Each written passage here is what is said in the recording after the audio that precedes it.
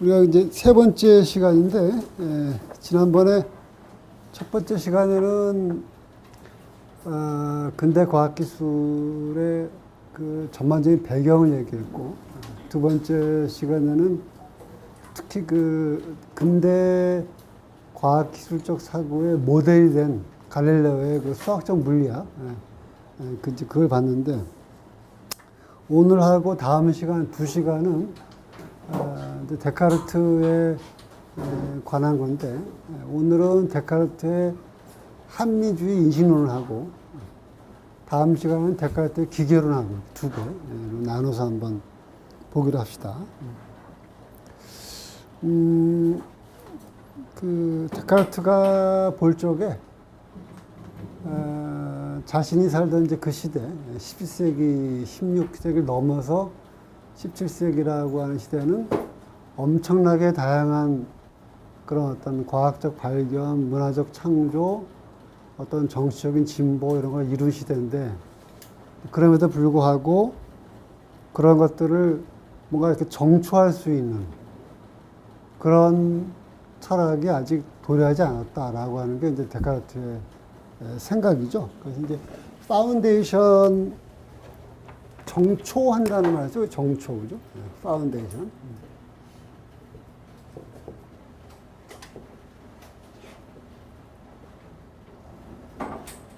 정초. 철학의 가장 중심적인 과제라고 할까? 그 작업은 정초의 작업이죠. 정초. 철학이 뭐냐라고 하는 거는 어려운 문제인데, 철학이 뭐냐. 보통 근대의 과학들은 대개 어느 한 시대에 어떤 학자 집단에 의해 가지고 일정한 어떤 뭐라고 할까, 그 토론과 합의를 거쳐 가지고 형성이 되죠, 또 과학이. 근데 철학이라는 거는 그냥 인류가 생겨나 가지고 지금까지 지속되어 온 거고, 딱히 뭐 언제 누가 뭘 어떻게 했다 이런 게 없거든요. 관례상 그냥 뭐 그리스에서 나왔다 이렇게 얘기하는 거죠, 일단. 근데 이제 그래서 철학이 뭐냐라고 자체도 사실은 간단한 문제가 아닌데, 철학을 특징 짓는 가장 중요한 거를 보통 메타적인 문제라고 그래요. 메타적인 문제. 그러니까 어떤 지식이 아니라, 지식이나 문화나 창조 자체가 아니라 그 지식이나 문화나 창조를 근거 짓고 있는 어떤 메타적인 문제들. 수학으로 말하면 1 더하기 1이 왜 2인가 이런 게 전형적인 철학적 문제예요. 1 더하기 1이 왜 꼭 2가 돼야 되냐 이런 거. 그 다음에 이 자연이 왜 이렇게 질서정연하게 움직일까? 질서라는 게 뭐고 무질서라는 게 뭘까? 이런 문제들. 이런 게 이제 전형적인 철학적 문제들인데, 근데 그 메타적인 문제가 정해져 있는 건 아니에요. 딱 이 철학적인 문제는 이거다. 메타적인 문제는 이거다라는 게 정해져 있지 않아요. 왜냐하면은 메타적인 문제가 뭐냐라고 하는 거는 시대와 장소에 따라 달라지거든, 보통. 기본적으로. 근데 서양 중세의 가장 전형적인 철학적 문제가 뭐냐 하면 신존재 증명이죠. 왜냐하면 서양 중세는 기독교 세계, 나아가서 유대교, 이슬람교, 일신교 세계고, 일신교 세계라고 하는 거는 결국 그 말 그대로 일신, 유일신에 의해 주제가 되는 이제 그런 식의 어떤 세계고, 그렇기 때문에 그 유일신의 존재를 증명하는 게 그 문명을 정초하는 거죠. 이렇게.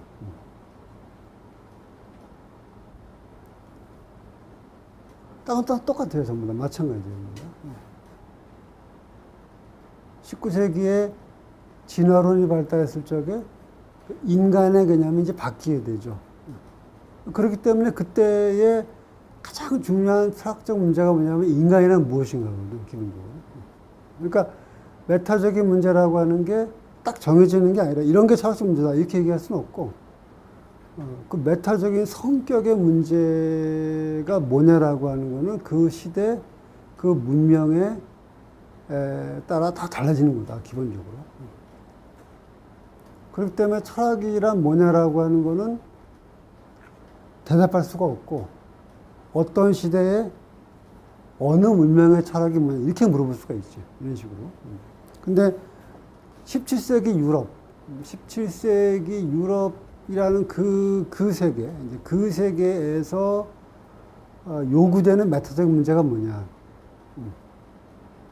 자연과학적 발견들이 많이 이루어졌다. 전부 다 이루어졌다.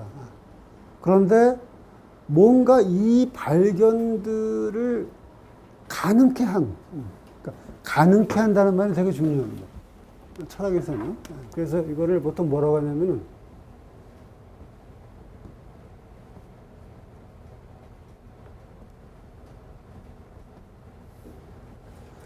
condition of possibility라고 그러죠. 가능성의 조건이라고. 어떤 가능성의 조건. 가능 조건.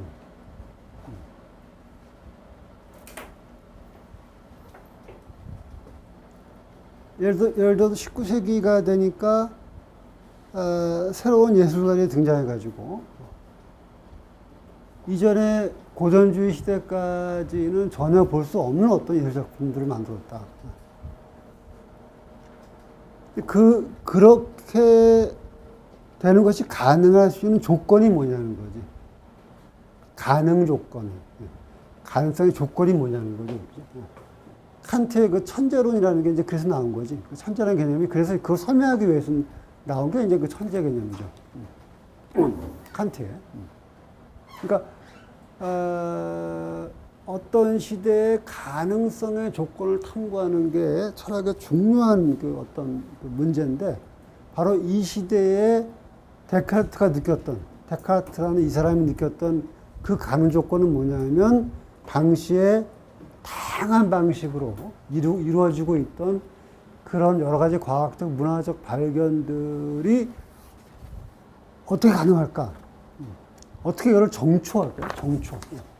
정초할 수 있을까? 파운데이션. 그게 이제 이 사람의 생각이죠. 그래서 합리주의 인식론, 그 다음에 이제 기계론, 그 다음에 정신과 물질의 이원론, 이런 식으로 이제 이 사람이 이제 정초를 하죠. 그 서양 문명을. 그 문명의 정초가 적어도 한 18세기 정도까지는 상당한 영향력을 행사하게 되죠. 물론 데카르트에 반대하는 사람도 굉장히 많지만 데카르트에 반대하는 사람들은 수도 없이 많죠. 스피노자와 라이프니츠는 데카르트의 이원론을 공격을 하고, 그 다음에 비코 같은 사람은 수학을 가지고 모든 학문을 정초해야 한다는 그걸 비판하고, 로크 같은 사람은 데카르트의 본유관념, 우리가 진리를 이해할 수 있는 관념을 이미 가지고 있다는 그 본유관념을 비판을 하고, 파스칼 같은 사람은 데카르트의 합리주의, 인간이 이 세계를 완전히 합리적으로 알 수 있다라고 하는 합리주의를 비판을 하고. 그러니까 17세기에 거의 모든 지식인들이 데카르트를 공격을 하죠. 이렇게. 그런데 그렇게 여러 분야에서 방대한 공격을 받은 것, 그거 자체가 바로 뭡니까? 이 사람의 영향력이 그만큼 컸다는 걸 반증해 주는 거지, 그게 바로.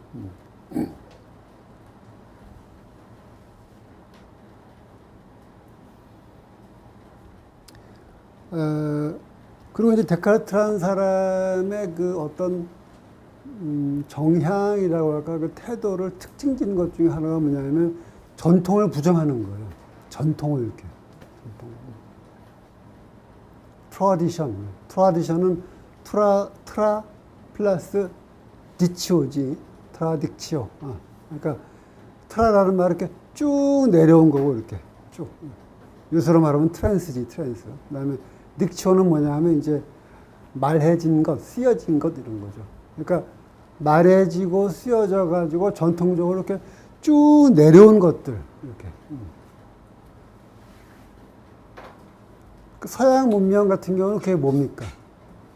플라톤, 소크라테스, 플라톤, 아리스토텔레스, 프로티노스의 철학 사상과 그다음에 모세, 예수, 그다음에 무함마드 같은 그 선지자들의 어떤 종교 사상. 그게 이제 이 사람들의 전통이지, 이 사람들.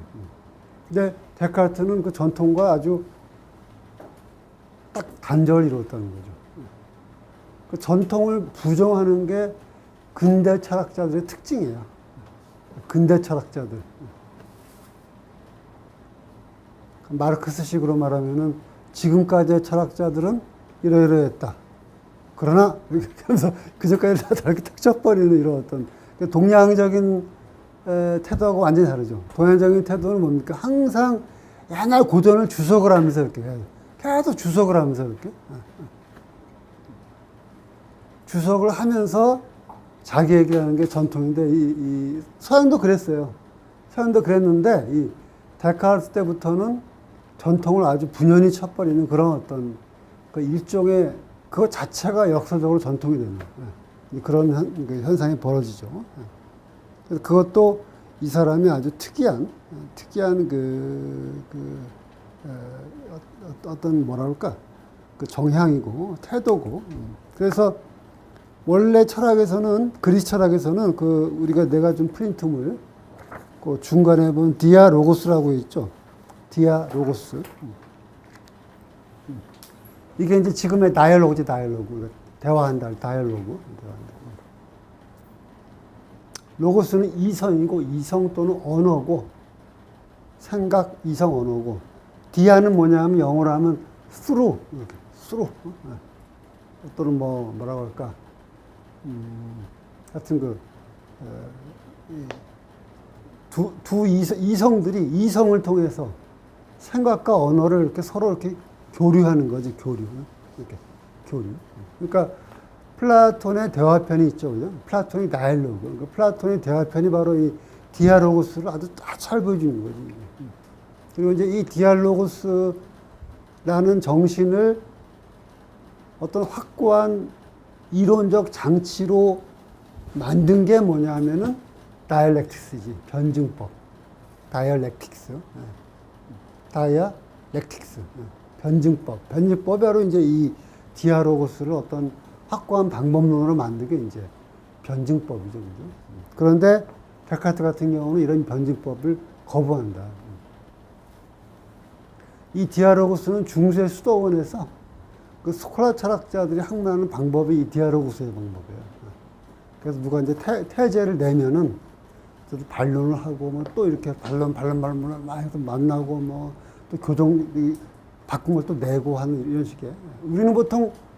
우리는 그 통념이 우리가 그 상식적인 통념이 중세 철학은 뭔가 굉장히 독단적이고, 그죠? 근대 철학은 뭔가 상당히 좀 객관적이고 뭐 과학적인 것 같은 그런 느낌이 들잖아. 상식적으로 그냥 막연하게. 근데 반대예요, 반대. 거꾸로예요. 중세 철학이 오히려 이 디아로고스의 방법이고, 다 거긴 디아로고스. 거기는 누군가의 이론이 그냥 탁 제시하는 게 없어요. 항상 발표를 해야 돼, 어디 가서. 또 발표 또 하고 또 하고. 그러니까 중세 남아있는 문헌 보면 전부 그거지. 이렇게. 그걸 기록한 거지. 쫙 디아로고스를 기록한 거지. 이렇게. 근데 근대 철학은 반대야. 오히려 어떤 천재적인 사람이 이렇게 탁 자기가 골방에 앉아가지고 막 쓴 다음에 탁 내는 거지. 이렇게 던지는 거지. 이런 식으로. 그러니까 이른바 그 고독한 천재. 그 고독한 천재라는 게 이게 바로 근대적인 개념이에요. 이 말 자체가. 이게 바로. 고독한 천재라는 말이 근대적인 어떤 개념, 근대적인 서양 근대 문명을 이렇게 특징 짓는 것 중에 하나가 바로 고독한 천재라는 이 개념이지, 바로. 그 출발점이 바로 데카르트예요, 데카르트.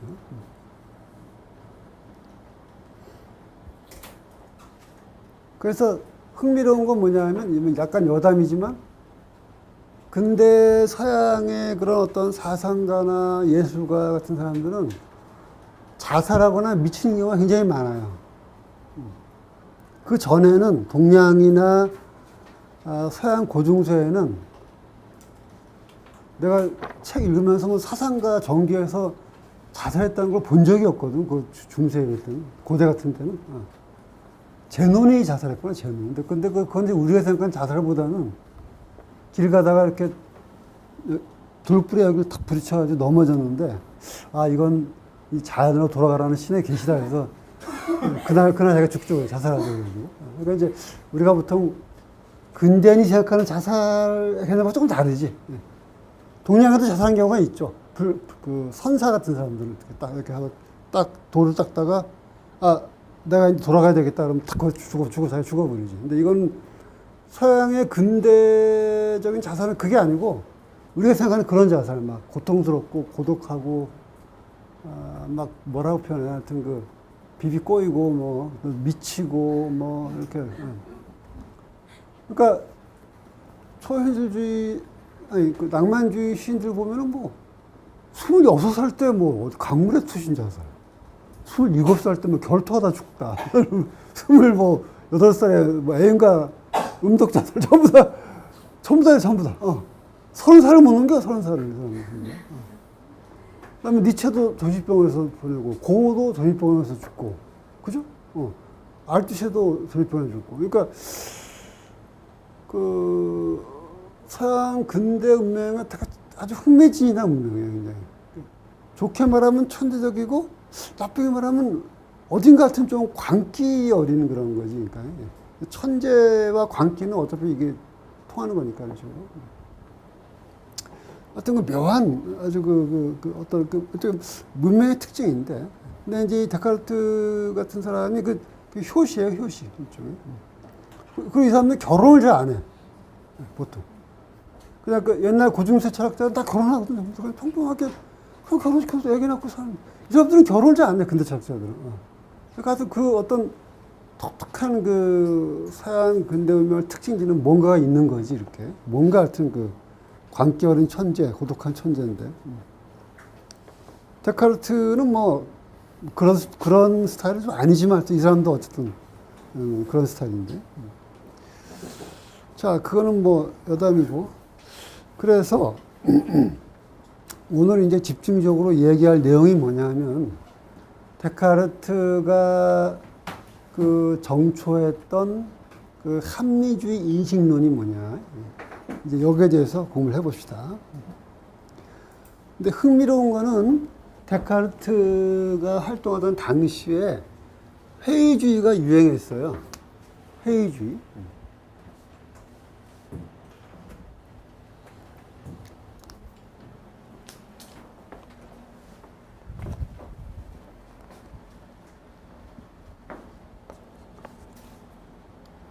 그 고대 그리스 회의주의죠, 회의주의. 회의주의가 되게 유행했는데, 그래서 많은 사람들이 이제 그 회의주의적인 거를 여기 경도되지. 상당히 많은 사람들이. 근데 이제 회의주의도 옛날에 극단적인 회의주의로 갔다가 나중에 완화가 돼요. 완화가. 아니, 만약에 당신이 극단적인 회의주의라고 한다면 인생을 어떻게 사는 거야? 예를 들어서 여기 내가 지금 강의하고 있는데 이 방바닥이 무너질 수도 있는 거 아니야. 그렇지, 그지? 그럼 내가 고민스러울 거 아니야. 밥은 어떻게 먹어요? 독일인지 어떻게 알아? 모를 거 아니야. 그래서 이제 회의주의가 나중에 가면은 완화된 회의주의가 돼요. 완화된 회의주의. 우리가 세상에 대한 진리를 알 수는 없다. 세상에 대한 그 진리라는 걸 알 수는 없는데, 그러나, 우리가 상식적으로 그냥 늘 살아가는, 습관적으로 살아가는 거를 그냥 인정하자, 일단. 왜냐하면, 어쨌든 여기 아직 무너지지 않았으니까, 이 지구에 안 무너지니까 설마 안 무너지겠지. 라고 그냥 믿고 살아가는 거죠. 그게 이제 그 완화된 회의주의예요. 그러니까 서양의 회의주의라고 하는 게 왜 나왔냐면, 서양의 회의주의라고 하는 거는 도그마의 반대말이에요, 도그마. 도그마티즘. 도그마티즘과 셉티즘이죠, 회의주의.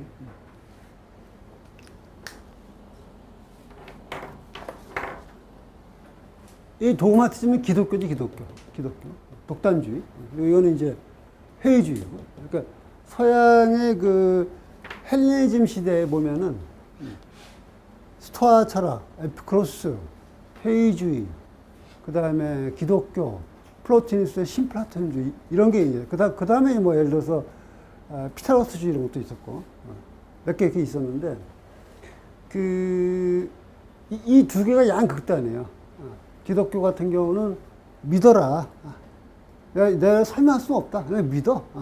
라고 하는 게 도그마티즘이고, 회의주의는 뭐냐면 이성에 확실한 진리는 아무것도 없다. 지식은 아무것도 없다. 다 이게 불확실한 게 불과한 거고, 인간의 독단에 불과한 거다.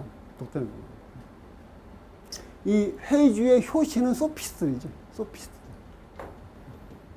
그런데 이 방이 있으면 지금 어떤 사람은 덥고, 어떤 사람은 추운데 예를 들어서, 누가 맞냐 이거야. 누가 맞냐. 모른다는 거야, 그거죠. 다 자기가 그렇게 생각하는 거죠. 인간은 마음을 척도하는 거죠, 그죠? 그래서 이제 이 두 개가 극단적이고, 도그마티즘의 두 번째가 뭐냐면 스토아예요, 스토아파.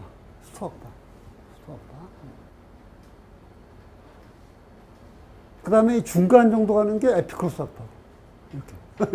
이게 말하자면 이렇게 뭐라고 하냐, 이게 스펙트럼이지, 그러니까. 도그마티즘부터 스토아, 여기 한 신플라톤주의 정도 되겠다. 신플라톤주의, 스토아, 에피쿠로스, 회의주의 이런 식으로 이렇게 그 서양 사람들의 그 인식에 대한 우리가 과연 진리를 알 수 있느냐라고 하는 그 인식에 대한 일종의 스펙트럼인데,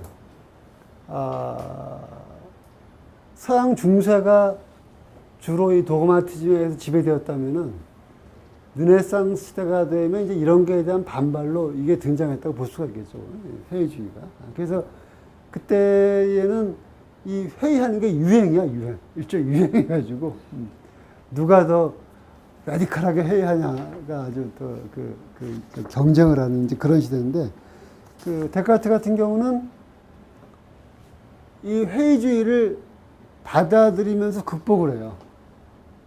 받아들이면서, 그러니까 오히려 회의주의를 극복하기 위해서 회의주의를 극단적으로 밀고 가지. 오히려.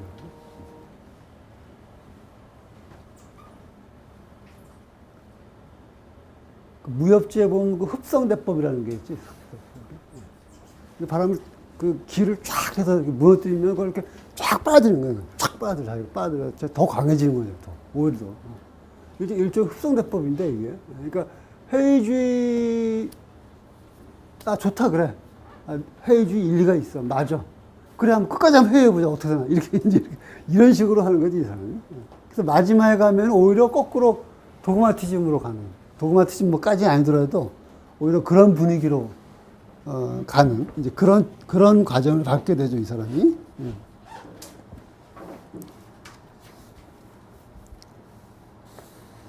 그래서 두 번째 페이지를 잠깐 읽어보면은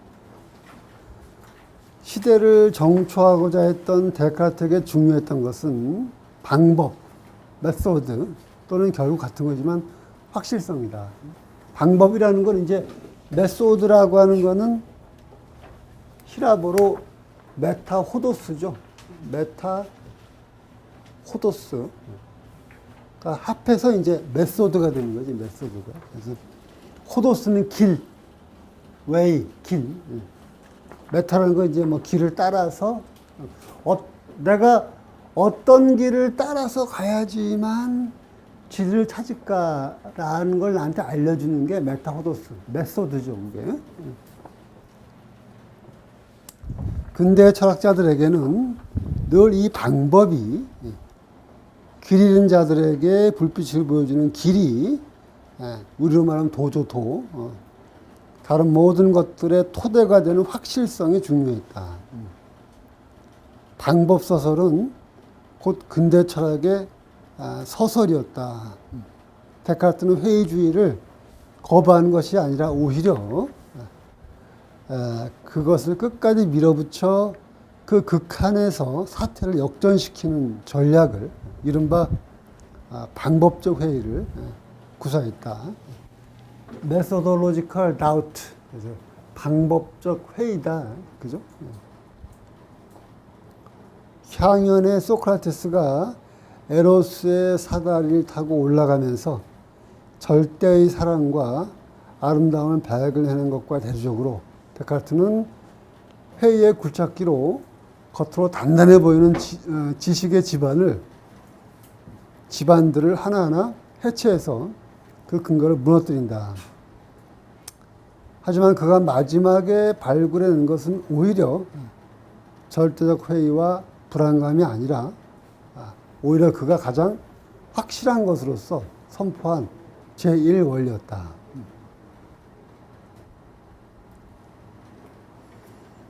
그 데카르트가 방법적 회의를 통해서 제1원리를 발견하는 과정을 내가 약간 각색해서 적어놨는데 한번 지금 읽어보세요. 이거를 쫙 한번. 자, 데카르트가 이거를 여러 군데서 얘기하는데 가장 잘 돼 있는 건 성찰이죠. 성찰 1권. 데카르트의 그 대표작인 성찰의 1권이 이제 이렇게 돼 있는데, 장자 이런 건 내가 그냥 갖다 붙인 거 재밌게 쓰려고 이렇게 각색을 한 겁니다. 자, 맨 처음에 뭘 의심하냐, 이제 감각을 의식하죠. 감각을 의심하죠.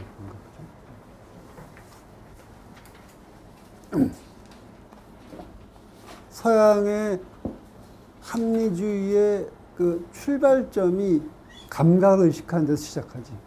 어찌 보면 철학 그 자체가 애초에 철학 그 자체가 감각을 의심하면서 시작이 되면서 영원한 걸 찾는, 그게 이제 철학의 출발점인데, 영국 경험론자들이라든가 여기 헬레니즘 시대의 그 엘피로스아파 같은 저런 사람들은 왜 감각을 그렇게 무시하냐. 우리가 감각적으로 착각을 하는 건 사실이지만 그 감각을 통해서 감각을 교정할 수도 있지 않냐. 멀리 있는 탑이 둥글게 보일 수도 있다. 잘못 보일 수도 있다. 하지만 내가 가까이 가보면 되지 않냐. 이제 감각이라고 하는 거를 이렇게 회의하지 않는 입장도 있는데, 일반적인 그 합리주의 계통의 철학자들은 대부분 뭐냐면 감각을 이제 불신하고 들어가죠. 이렇게.